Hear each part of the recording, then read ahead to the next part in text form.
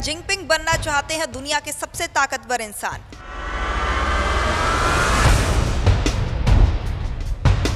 Beijing में हाल ही में हुए राष्ट्रीय भव्य आयोजन ने सिर्फ चीन की सैन्य ताकत नहीं दिखाई बल्कि एक वैश्विक संदेश दिया, और वो संदेश था अब चीन पीछे नहीं आगे चलेगा। यह राष्ट्रीय आयोजन एक शक्ति प्रदर्शन था। मंच पर एक ओर चीन के राष्ट्रपति शी जिनपिंग थे और दूसरी ओर दुनिया के तमाम ताकतवर नेता। इस दौरान 20 से अधिक देशों के राष्ट्र प्रमुख भी परेड में मौजूद थे, जिसमें पाकिस्तान के प्रधानमंत्री शहबाज शरीफ भी मौजूद थे। हालांकि इस परेड में भारत के प्रधानमंत्री नरेंद्र मोदी ने शिरकत नहीं की, और इस परेड का आयोजन दूसरे विश्व युद्ध के अंत में जापान के चीन में आत्मसमर्पण की 80वीं वर्षगांठ पर किया गया। हालांकि परेड से ज्यादा ध्यान चीन के राष्ट्रपति शी जिनपिंग और उत्तर कोरिया के शीर्ष नेता किम जोंग उन के साथ जुगलबंदी ने खींचा। अब सवाल उठता है कि क्या यह सब अमेरिका को सीधा संदेश देने के लिए था? नमस्कार, द प्रेस हिंदी आप देख रहे हैं और मैं हूं आपके साथ पूर्वी। चीनी कम्युनिस्ट पार्टी की 75वीं वर्षगांठ पर आयोजित इस कार्यक्रम में जब विक्ट्री डे परेड निकली तो उसमें दिखा आधुनिक हथियारों का प्रदर्शन।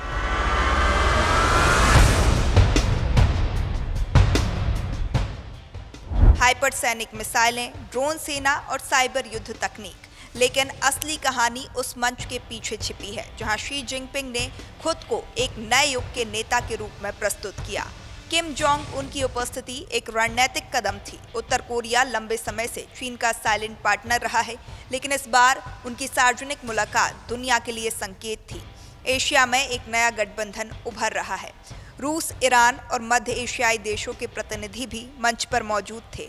यह सब इशारा कर रहे थे पश्चिमी ताकतों, विशेषकर अमेरिका के वर्चस्व को चुनौती देने के लिए नया ध्रुव खड़ा हो रहा है।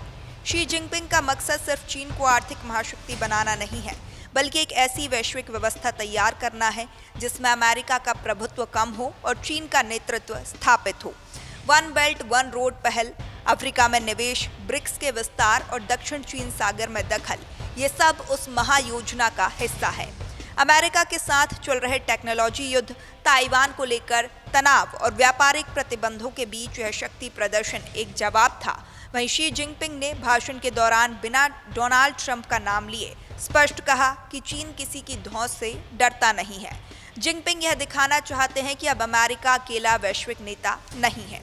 शायद यह कहना अतिशयोक्ति नहीं होगी कि शी जिनपिंग खुद को 21वीं सदी का सबसे ताकतवर नेता बनाना चाहते हैं।